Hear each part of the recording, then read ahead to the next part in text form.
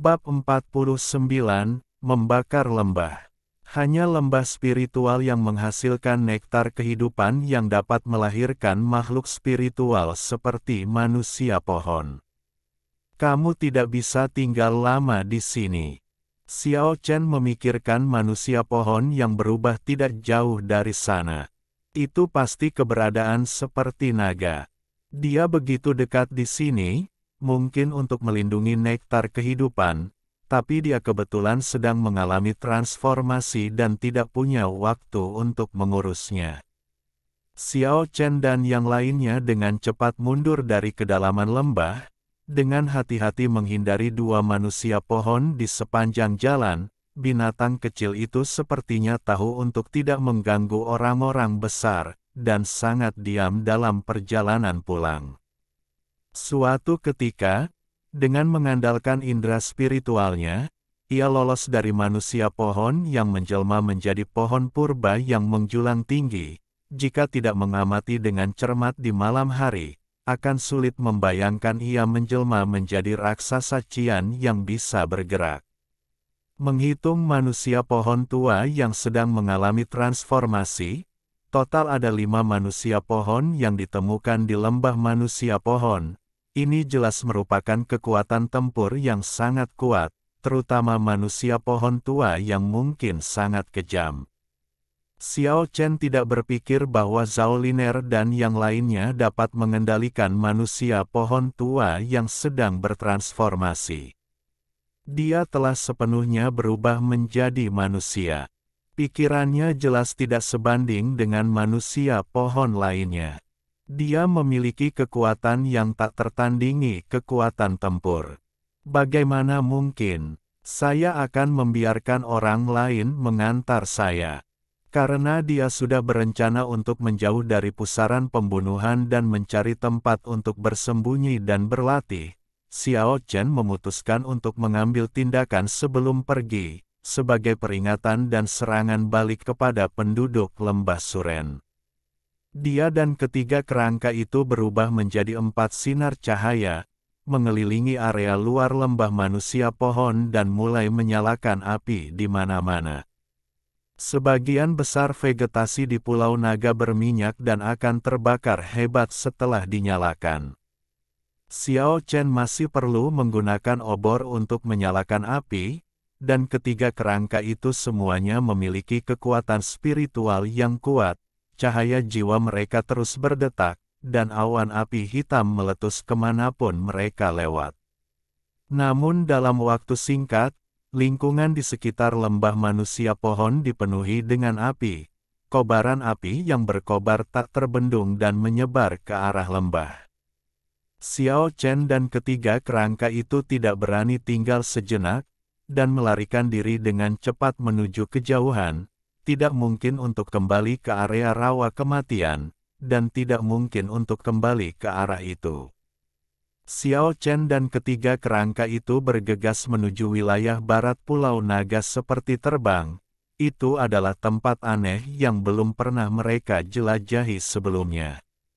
Di belakang mereka, api membubung ke langit, sangat menyilaukan di tengah malam, dan separuh langit terbakar merah. Xiao Chen dan ketiga kerangka itu berlari lebih dari 10 mil sebelum berhenti dan melihat ke belakang. Tidak ada yang mengikuti mereka, dan tidak ada suara lain kecuali auman binatang. Binatang kecil seputih salju itu pun mengikuti. Ketika dibakar, ia bersemangat dalam waktu yang lama, dan akhirnya melarikan diri bersamanya. Berdiri di atas gunung, memandangi lembah merah, samar-samar Anda bisa mendengar kebisingan dan kekacauan di sana. Xiao Chen bisa menebak suasana hati Zhao Liner saat ini. Bahkan jika tidak ada kerusakan, itu masih merupakan pukulan besar bagi semua orang di lembah. Aliansi baru saja dibentuk, tetapi pada hari pertama, lembah Trimen dibakar. Ini adalah penghinaan terhadap musuh dan rasa malu mereka. Xiao Chen berhenti memperhatikan dan berjalan cepat melewati hutan bersama ketiga kerangka itu, menghindari binatang buas di hutan sampai ke barat. Mereka berlari puluhan mil dalam semalam sebelum berhenti. Harus dikatakan bahwa bagian Pulau Naga ini sepertinya sangat terbuka. Puluhan mil ini masih berada di wilayah terluar Pulau Naga, yang bisa dikatakan sebagai pulau besar dengan wilayah yang sangat luas.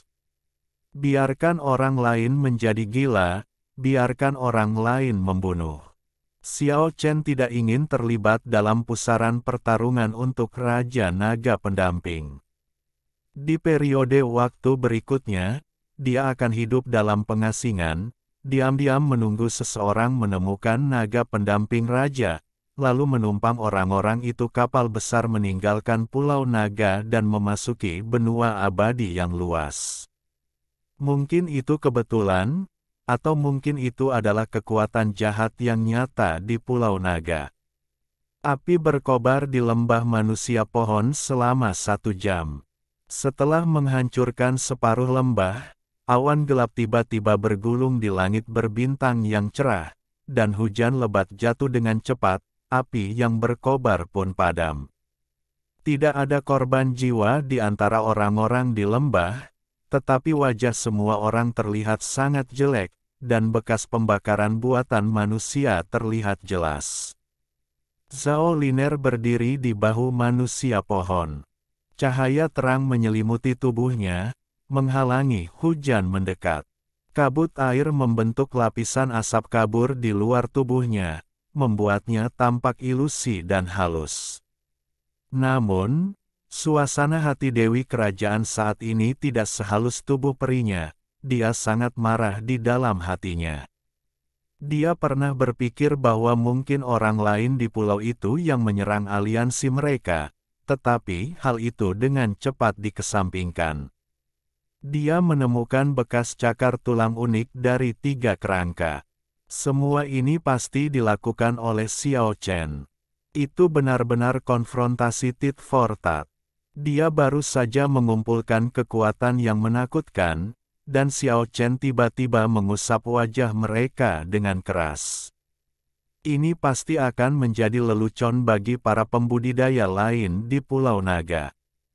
Kayo mengeluarkan raungan pelan di tengah kerumunan, dan dia merasa sangat marah ketika Xiao Chen membakarnya keluar dari lembah Trimen dalam kekacauan seperti itu. Rekannya Yarot sangat tenang, sesekali menatap ketiga manusia pohon itu. Ada 5 manusia pohon di lembah, 2 di antaranya berada jauh di dalam lembah dan tidak terkena dampak api. Dari 3 manusia pohon yang tersisa, kecuali 1 yang lengan kirinya terbakar, 2 lainnya juga masih utuh. Ini adalah kekuatan tempur yang kuat, dan Yarot sangat bersemangat. Orang-orang lainnya juga sangat marah. Sekitar selusin master benar-benar dibakar dan berada dalam keadaan malu. Sebagian besar pembudidaya di pinggiran Pulau Naga merasa khawatir, beberapa dari mereka berdiri atau melihat ke pegunungan, beberapa terbang ke puncak pohon tinggi untuk melihat dari kejauhan, dan beberapa ahli mantra dan guru spiritual bahkan terbang untuk mengawasi, dekat dengan. Yan Qingcheng berdiri di tebing tidak jauh dari sana, memandangi bintang-bintang terang di kejauhan, tetapi ketika area lembah Suren tertutup awan gelap, dia berkata sambil berpikir, ini adalah kekuatan dari Pulau Naga.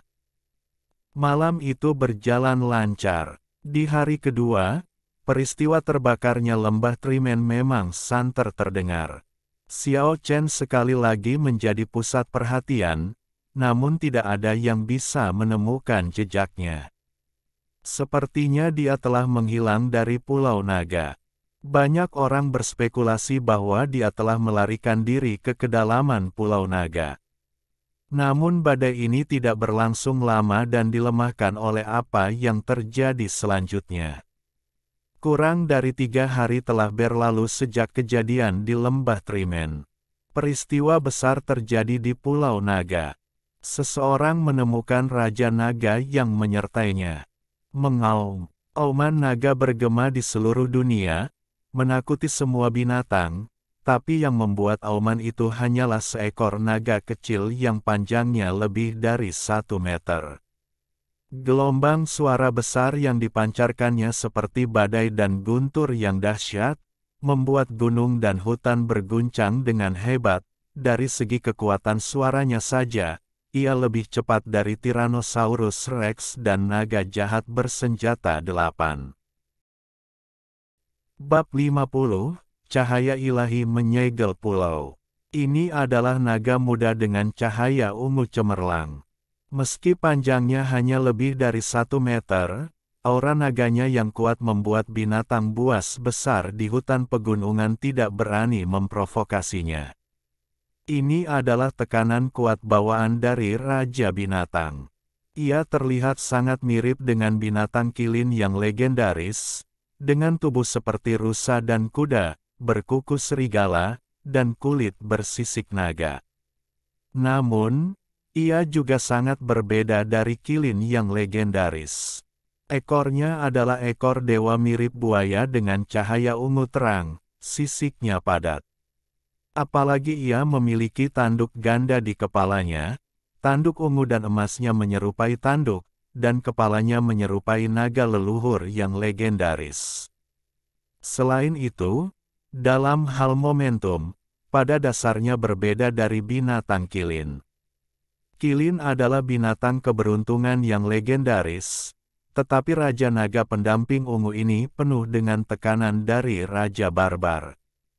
Meskipun masih sangat muda, tapi itu memberi orang rasa penindasan yang kuat. Raja Naga pendamping ini ditemukan oleh Yan Qingcheng dan Ren di dekat air terjun. Mereka telah menunggu di daerah itu dan telah menemukan seekor naga muda yang sepertinya menghantui di sana dari waktu ke waktu, tetapi mereka belum menemukan jejaknya sampai hari ini.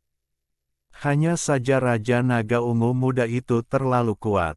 Raungan naga mengguncang langit, dan gelombang suara yang bergulung memiliki tingkat kematian yang tak tertandingi, menghancurkan cabang dan daun pohon di dekatnya dan membuatnya layu, memaksa Yan Qingcheng dan Ren mundur. Dalam hal gelombang suara saja, itu sudah cukup untuk menandingi keterampilan suara yang menakjubkan di alam kesadaran.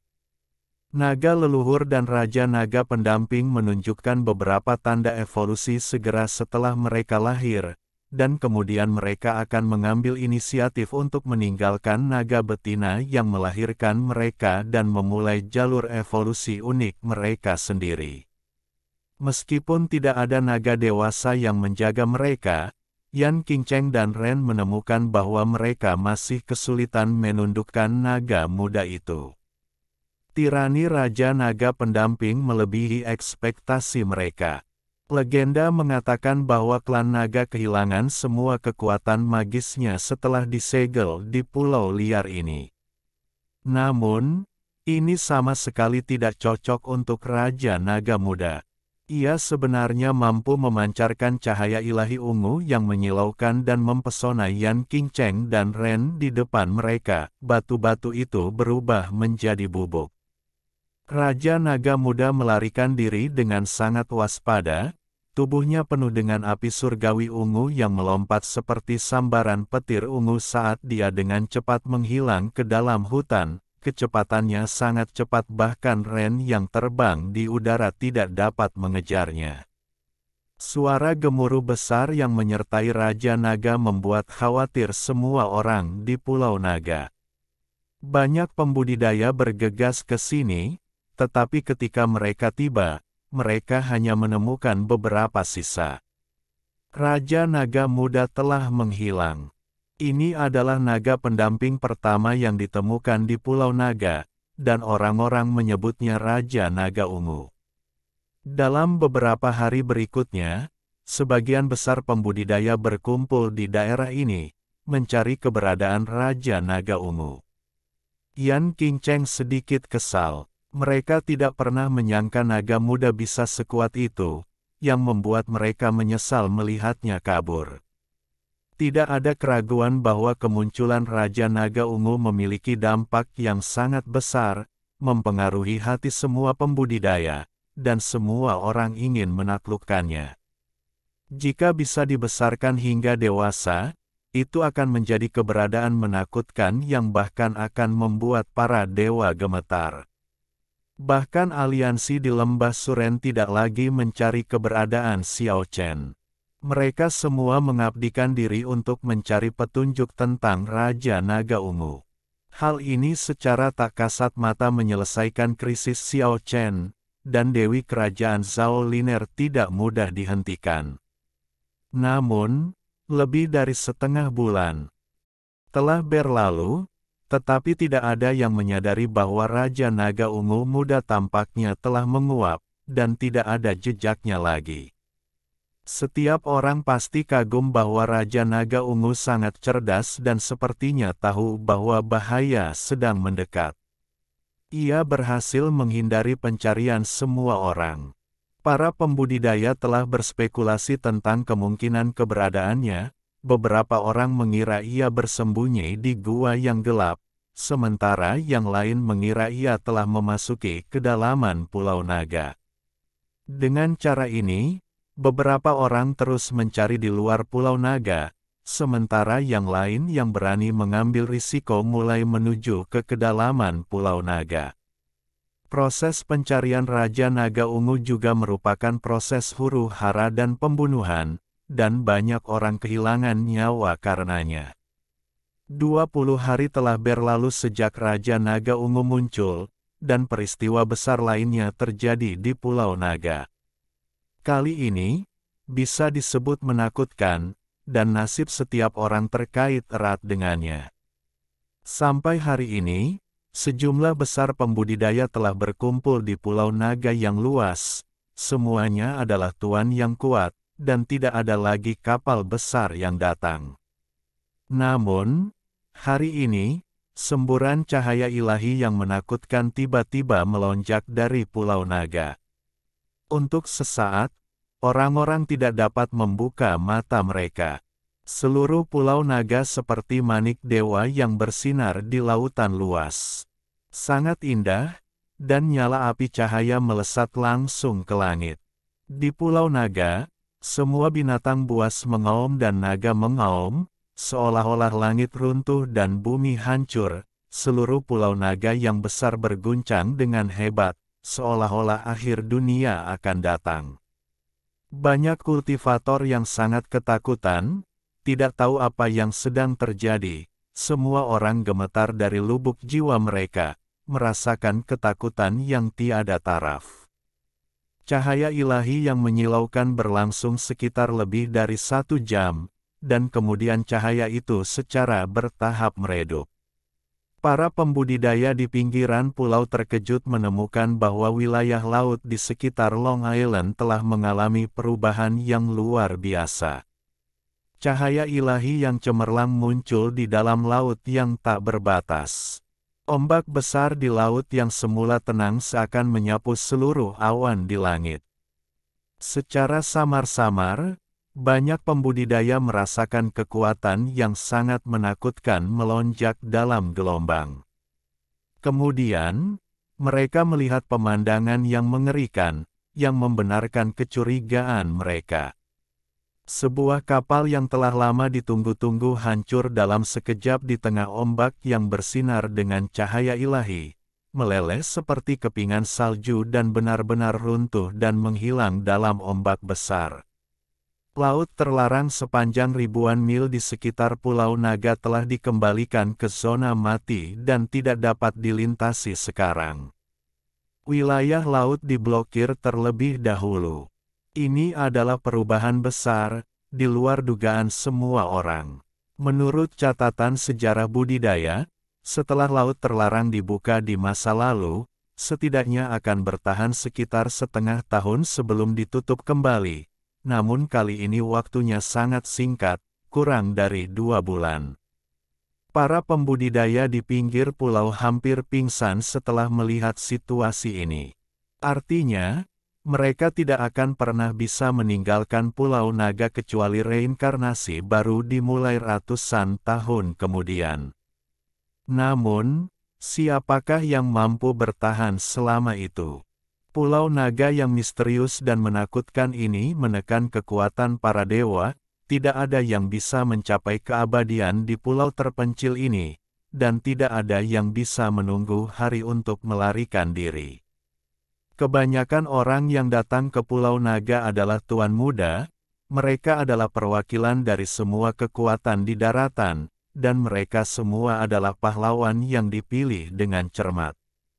Demi keseimbangan, beberapa master dari generasi sebelumnya yang mengembangkan keterampilan spiritual mereka memasuki Pulau Naga ini adalah pemahaman diam-diam antara berbagai kekuatan, membentuk keseimbangan yang rumit.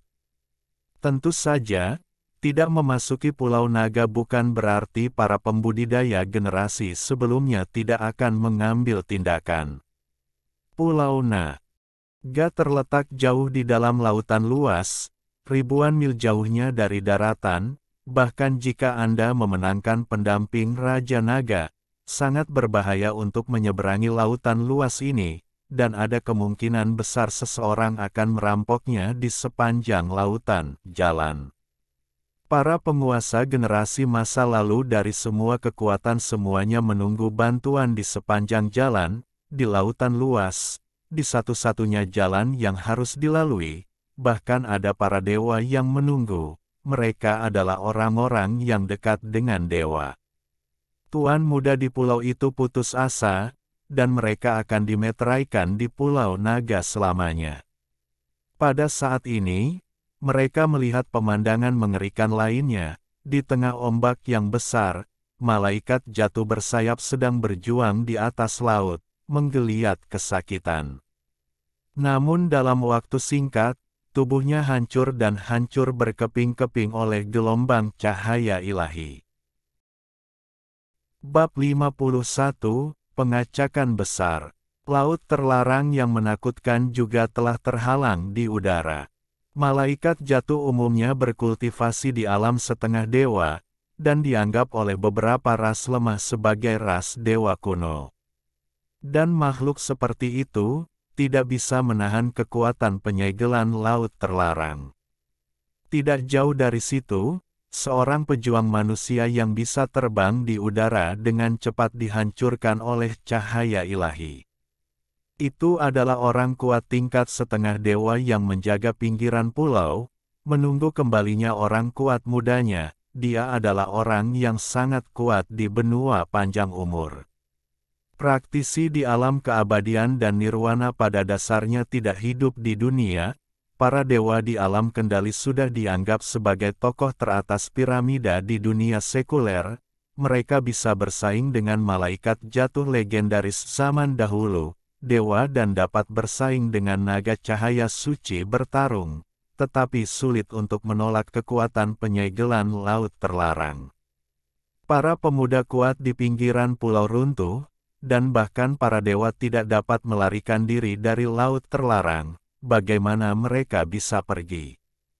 Mereka terjebak di sini selamanya. Pada hari ini, Pulau Naga penuh dengan kepanikan. Bagi mereka perubahan mendadak ini seperti akhir dunia. Pulau Naga yang putus asa, Pulau Naga yang putus asa. Cahaya ilahi di Pulau Naga telah memudar, dan situasinya telah kembali ke masa lalu. Laut di dekatnya berangsur-angsur menjadi tenang, dan cahaya ilahi juga telah menyatu. Namun, terlihat jelas bahwa tampaknya ada kekuatan misterius di laut, air, yang menghalangi Pulau Naga dan benua panjang umur. Xiao Chen telah berlatih selama sebulan terakhir, dan kekuatan adalah kata terakhir. Baru hari ini perubahan besar terjadi di Long Island sehingga dia diberitahu. Segera dia tahu apa yang terjadi, dan itu mengejutkannya. Namun, tidak ada gunanya merasa kesal dan putus asa. Sekarang kita hanya bisa mempertimbangkan hal-hal yang mendesak terlebih dahulu. Saya khawatir kepanikan akan terjadi di Pulau Naga. Jika didorong oleh orang yang peduli, hari-hari ini akan menjadi periode yang sangat berbahaya. Xiao Chen mengurung dirinya di tebing batu dan harus melarikan diri dari masa kegelapan awal. Sekarang prioritas pertamanya adalah hidup dengan baik. Faktanya, dalam 3 hari berikutnya, semuanya berjalan sesuai harapan Xiao Chen. Badai berdarah meledak di pulau itu, dan perombakan yang kejam pun dilakukan. Jelas bukan 1 atau 2 orang yang mendorong, tetapi harus ada banyak orang yang menambahkan bahan bakar ke dalam api, membuat orang-orang yang putus asa menjadi panik, dan banyak pria muda dan kuat tewas dalam perkelahian dan pembunuhan. Dimanapun Anda berada, selalu ada orang-orang ambisius yang ambisius. Ini adalah perombakan besar pertama di Pulau Naga. Masih belum jelas siapa dalang di balik layar tersebut, hanya ketika pulau itu tenang di masa depan kita dapat melihat beberapa petunjuk. Dalam 3 hari terakhir, banyak petani yang hampir putus asa dan mengambil tindakan dengan panik. Banyak petani perempuan yang menanggung beban terbesar dari hal ini, dan kecantikan mereka membawa bencana bagi mereka. Sifat kebinatangan dari kerumunan yang putus asa telah meledak, keraguan apa yang mereka miliki sekarang terhadap hal-hal yang tidak berani mereka lakukan di masa lalu. Selama periode ini, penuh dengan kejahatan, yang kuat hidup dan yang lemah mati, yang menjadi kebenaran yang tidak berubah di Pulau Naga.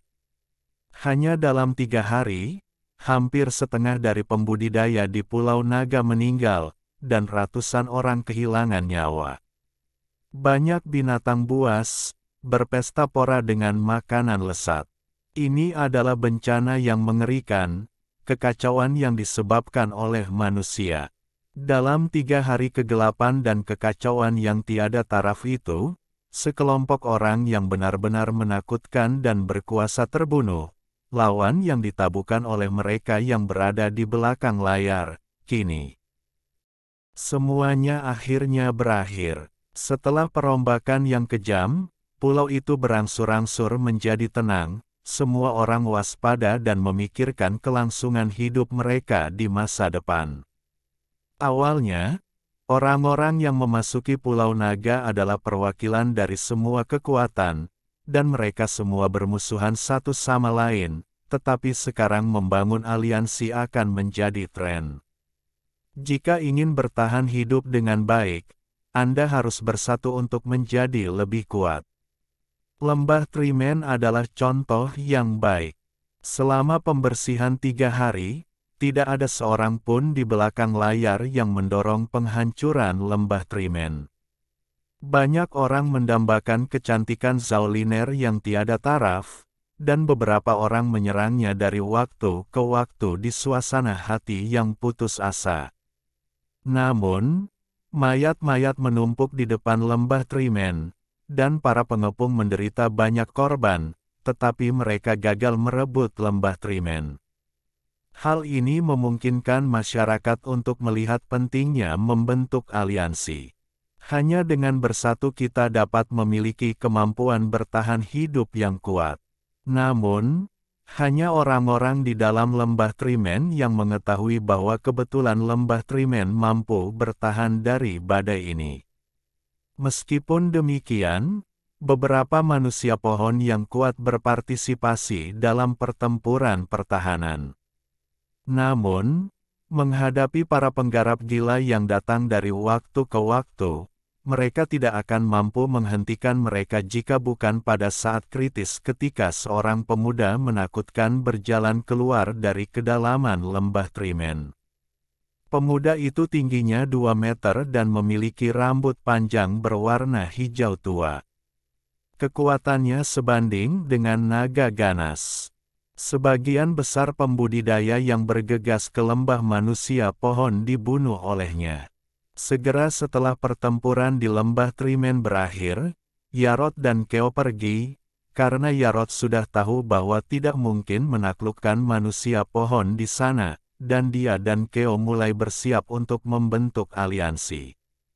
Tidak lama setelah pembersihan besar-besaran, Lebih dari selusin aliansi muncul, termasuk aliansi alami, yang dibentuk oleh Yarod dan Kayo, aliansi Dharma, yang dibentuk oleh Biksu Yizen dan kakak laki-lakinya Yichi, dan aliansi Dharma, yang dibentuk oleh Yan Qingcheng dan Ren. Aliansi abadi, yang dibentuk oleh Master Mantra Cahaya Skroeder, aliansi Hujan Biru, yang dibentuk oleh spiritualis wanita Lan Yudari. Omong-omong, Trimen Valley dianggap sebagai aliansi pertama. Setelah perombakan besar-besaran, para pembudidaya yang kuat membentuk aliansi untuk memperluas kekuatan mereka. Membentuk aliansi sudah menjadi tren besar, hanya dengan cara inilah kita bisa kuat dan bertahan lebih baik. Jelas sekali, beberapa kekuatan pendorong di balik pembersihan besar-besaran adalah pendiri beberapa aliansi, dan sekarang mereka mulai merekrut pasukan untuk memperkuat kekuatan mereka sendiri.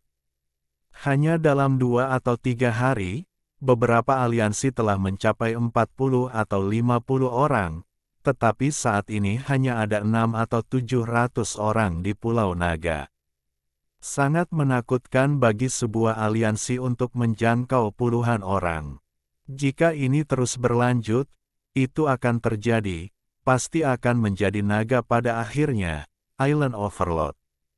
Ada banyak orang licik di antara aliansi lemah dan penggarap yang belum bergabung dengan aliansi. Banyak orang bersama-sama berteriak dan menyebarkan berita, tidak ada penguasa atau kaisar di Pulau Naga. Semua orang bebas dan semua orang setara.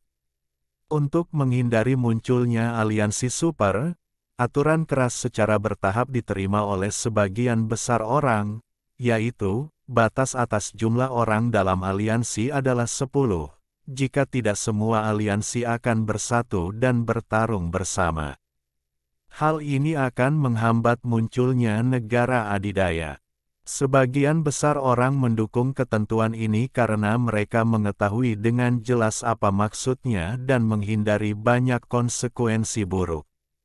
Jika tidak, seseorang mungkin menjadi kaisar Pulau Naga, seseorang mungkin menjadi penguasa suatu partai, dan lebih banyak orang akan diperbudak dan menjadi tentara yang mematuhi perintah.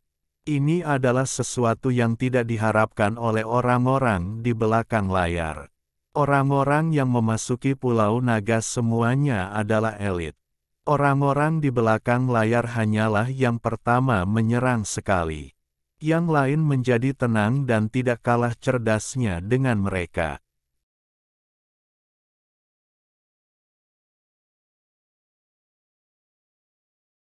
Alhamdulillahi jazakumullahu khoiro. Oke, cukup sekian novel kali ini. Mungkin ada kata-kata yang kurang pas, saya minta maaf yang sebesar-besarnya. Semoga yang sudah baca Allah paring kesehatan, rezeki yang barokah, dan umur yang panjang. Amin. Untuk membantu admin jangan lupa klik tombol subscribe ya.